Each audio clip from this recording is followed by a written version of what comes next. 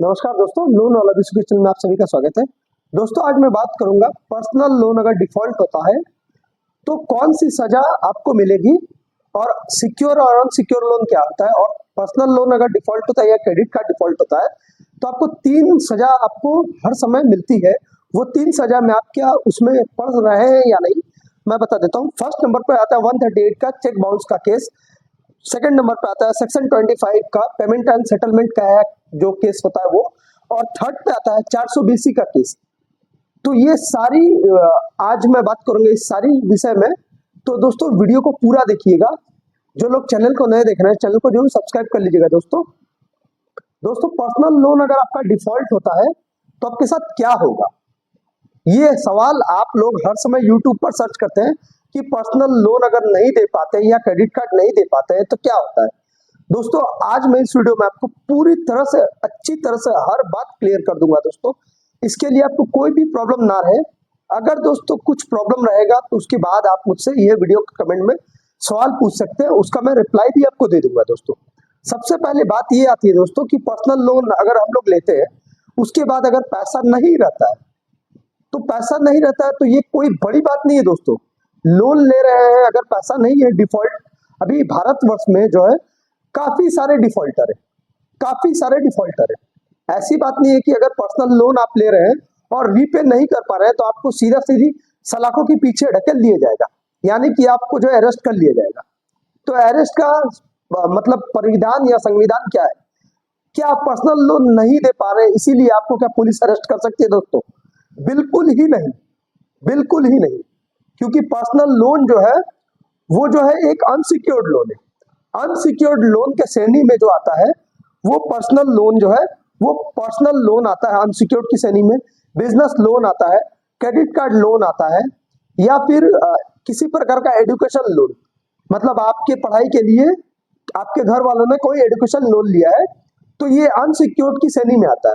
अब सिक्योर्ड की श्रेणी में कौन सा आता है? सिक्योर्ड की श्रेणी में आता है आपने कोई मकान को गिरवी रखा है, या कोई आपको दुकान को गिरवी रखा है, या आपने जो कोई 4 व्हीलर लिया है बैंक के माध्यम से ईएमआई पे, या आपने 2 व्हीलर लिया है, या फिर आपने कोई ट्रैक्टर लिया है, या फिर आपने कोई गोल्ड लिया है, या फिर किसी भी तरह का आपने कोई दुकान दिया है या फिर बंगलो दिया है, ये सब हो गया totally secure loan. Secure loan अलग होती है और अनसिक्योर्ड लोन अलग होती है। अनसिक्योर्ड लोन जो है वो आपके टोटली सिविल के बेस पर दिया जाता है। अब नेचुरली बहुत सारे लोग डिफॉल्ट करने लगते हैं। अब डिफॉल्ट करते हैं तो उनको ऊपर जो है मुकदमा चलता है। बहुत सारे लोग कहते हैं कि 5 साल 10 साल की सजा हो जाएगी, ये हो जाएगा वो हो जाएगा। दोस्तों ऐसा बिल्कुल ही अपने दिमाग में डाउट मत रखिए, क्योंकि 10 साल का सजा जो होता है ना वो इसमें ऐसा कोई परिविधान नहीं, संविधान नहीं है दोस्तों कि 10 साल का आपको सजा हो जाएगा आपने ईएमआई नहीं दिया। ऐसा बिल्कुल नहीं है दोस्तों। मैं ये अनसिक्योर्ड लोन की बात कर रहा हूँ, मैं ये सिक्योर्ड लोन की बात नहीं कर रहा हूँ, मैं अनसिक्योर्ड लोन की बात कर रहा हूँ। क्रेडिट कार्ड है आपका, बहुत कुछ है दोस्तों। अगर आप पैसा नहीं दे पा रहे हैं तो बिल्कुल ही डरिए मत दोस्तों। हर चीज का कोई ना कोई तोड़ रहता है, कोई ना कोई उपाय रहता है। हर बैंक जो है आपके पास जो है अनसिक्योर्ड लोन है, कुछ नहीं कर पाएगी। अगर आपके पास पैसा नहीं है ना दोस्तों तो बैंक को झुकना पड़ेगा नेचुरली, क्योंकि पैसा नहीं है। अगर आपके ऊपर वो कोई भी चार्जेस लगा देती है और आपको अंदर कर देती है तो नेचुरली क्या होगा, जो पैसा सेटलमेंट से आने वाला था वो भी आपकी तरफ से टोटली बंद हो जाएगी। मतलब आप दीजिएगा ही नहीं। आपको तो तौर तरीका समझ में आ गया है कि क्या करना नहीं करना है, उसके बाद आप क्या दीजिएगा दोस्तों? नहीं दीजिएगा। तो ये अनसिक्योर्ड लोन की ये बात है। सिक्योर्ड लोन दोस्तों आपकी जो है सिक्योर्ड में अगर आपकी प्रॉपर्टी है, कोई आपकी गाड़ी है, कोई आपकी बाइक है, कोई आपकी ट्रैक्टर है, कोई आपकी गोल्ड है कुछ, तो इसमें दोस्तों आपको जो है बहुत ही सावधानी से काम करना पड़ेगा। और बहुत सारे लोग अगर सोचेंगे कि इसमें जो है कोई प्रॉब्लम आएगा या हम ऐसे ही उनसे निकल आएंगे, बिल्कुल ही गलत दोस्तों। क्योंकि अगर आप इसमें पैसा नहीं देते हैं तो बैंक जो है ये आपको 3 नोटिस भेजेगी। 3 नोटिस में अगर आप रिप्लाई नहीं देते हैं तो बैंक आपके नियर पुलिस स्टेशन में इत्तला करके पुलिस बल की सहायता लेके आपको जो है घर खाली करवा देगी, और बैंक जो है आपके घर या दुकान या कुछ भी हो उसको सीज कर लेगी दोस्तों। और उसके बाद वो क्या करेगी, वो ऑक्शन कर देगी। ये हो गए सिक्योर्ड लोन की बात। ये सिक्योर्ड लोन की, सिक्योर्ड लोन में आपको ऐसा नहीं है कि पुलिस अरेस्ट करेगा, बिल्कुल नहीं है। पुलिस जो आती है वो बैंक के कर्मचारियों के साथ आती है। किस लिए आती है? क्योंकि आपकी तरफ से कोई मतलब कुछ बैंक के आदमी को जो है कोई मतलब बहुत सारे लोग जो है गुंडागर्दी करते हैं या ऐसा कुछ, ऐसी कोई बात ना हो, इसीलिए पुलिस आती है कि ऐसी कोई घटना ना घटे दोनों पक्ष की तरफ से। तो इसीलिए पुलिस आती है और आपसे कहती है कि आप अपना जो सामान है उसको निकाल दीजिए, हम ये घर जो है वो बैंक के लोगों के साथ सीज कर रहे हैं। तो ये बैंक का परिविधान है, संविधान है ये दोस्तों, कि ये सिक्योर्ड लोन में अगर कोई भी अगर आप सोचते हैं कि पैसा नहीं देंगे ऐसे ही चलता रहेगा, ये बिल्कुल ही गलत बात है दोस्तों। ऐसा कोई अगर आपको कह रहा है तो दोस्तों ये बिल्कुल ही गलत है, ऐसा बिल्कुल मत कीजिए। अब चलाते हैं दोस्तों, 3 जो है आपके ऊपर केस लगते हैं। सबसे पहले लगता है 138 का केस। जो आपने लोन लिया है, अगर लोन लेते वक्त आपने किसी बैंक को चेक दिया है, मतलब आप मेरे अकाउंट से जो मैंने लोन लिया है ये महीने के महीने मेरे अकाउंट से काट लीजिएगा, ये हो गया है ईसीएस। ईसीएस मतलब आपने मैंडेट किया है। अब मैंडेट के केस में आप जो है अपने अकाउंट में पैसा नहीं रख पा रहे किसी रीजन की वजह से, और जो है बैंक से पैसा जो है वो नहीं कट पा रहा है, वो बाउंस हो रहा है। तो इसमें क्या करती है 138 का केस जो है बैंक आपके ऊपर सीधा सीधी ठोक देती है। अब 138 का केस ठोकने के बाद आपको जो है दिक्कत का सामना करना पड़ता है। कैसी दिक्कत दोस्तों? आपको जो बैंक सीधा सीधी लीगल नोटिस भेजती है 138 का केस में, और आपको जो है कोर्ट में बुलाती है। कोर्ट में बुलाने के बाद क्या होता है, बहुत सारे लोगों तो डर जाते हैं कोर्ट का नाम सुनने से ही कि क्या होता है। दोस्तों ऐसी कोई बात नहीं है। 138 का केस जो है वो सेम डे पे बेल हो जाता है, सेम डे पे। हाँ, यह बात है कि आपको जो पैसा लगेगा, वो पैसा कितना है हर सिटीज के बेस पे अलग अलग, कुछ थोड़ा बहुत इधर उधर रहता है। मिनिमम 2000 तक जो है वो बेल हो जाता है, वो चेक बाउंस के सिलसिले में।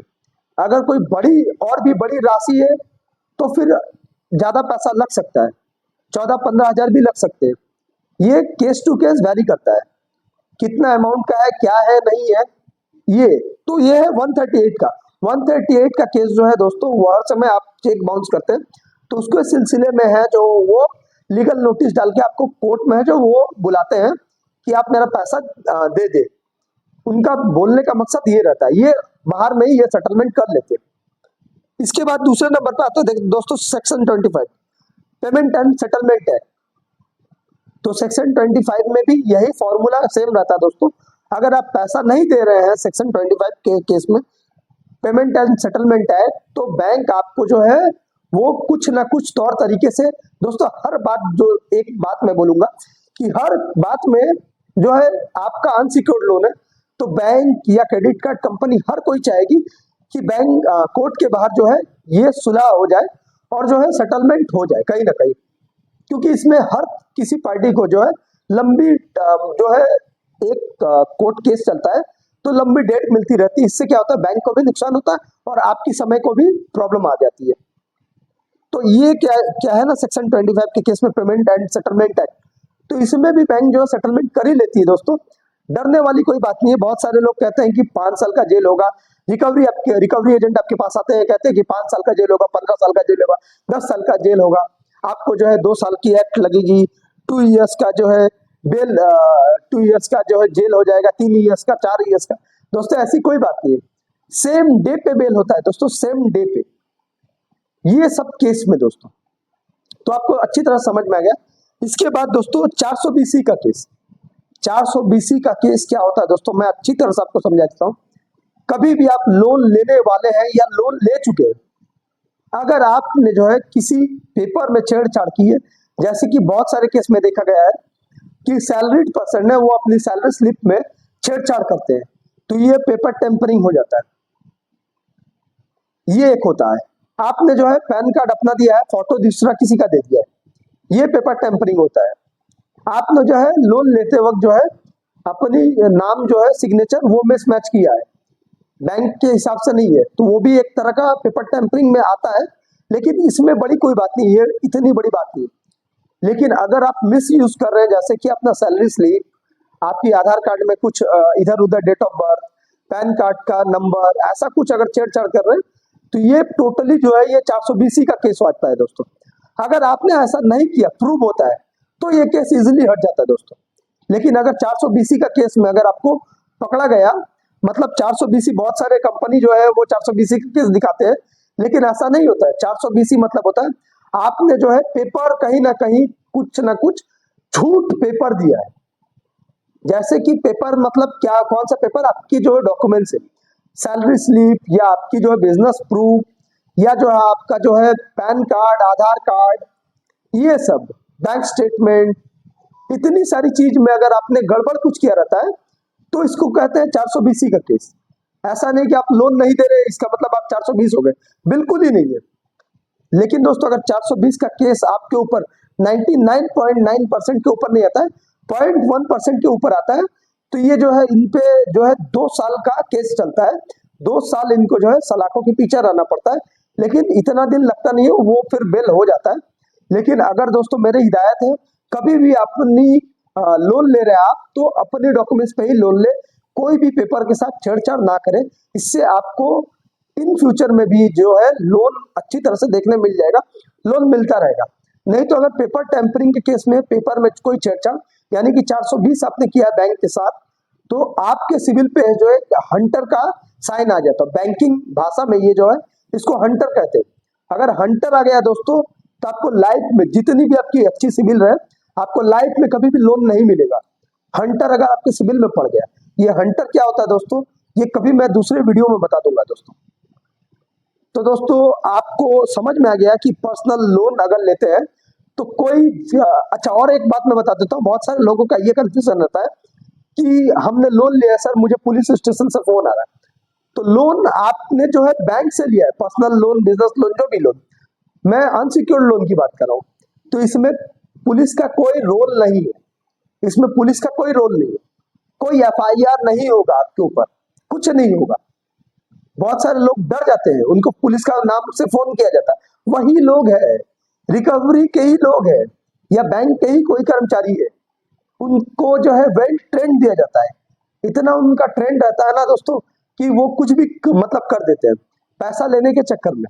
नेचुरली उनको पैसा लेने के चक्कर में वो बहुत कुछ करते हैं। कभी एडवोकेट बन जाते हैं, कभी वो जो है बैंकर बन जाते हैं, कभी जो है वो पुलिस बन जाते हैं। कहीं ना कहीं से उनको पैसा मिल जाए, बस वो वही चाहते हैं दोस्तों। तो दोस्तों आशा करता हूँ आपको अच्छी तरह से वीडियो में समझ में आ गया। अगर दोस्तों वीडियो में कुछ भी आपको प्रॉब्लम आ रही है, अगर कुछ प्रॉब्लम इससे रिलेटेड है और आपको जो है मैंने ये इन्फॉर्मेशन नहीं दी है, तो आप लोग जरूर वीडियो के कमेंट में सवाल, जो लोग मेरे वीडियो को यूट्यूब पर देख रहे हैं वो सब्सक्राइब कर दीजिए, फेसबुक पर देख रहे हैं तो फेसबुक पेज को फॉलो कीजिए, इंस्टाग्राम से मुझसे जुड़िए दोस्तों। और दोस्तों बहुत जल्द जो है मैं फेसबुक पर भी डेली लाइव पे आऊंगा दोस्तों। तो दोस्तों अभी के लिए इतना ही, फिर मिलते हैं एक नए वीडियोस के साथ दोस्तों। नमस्कार।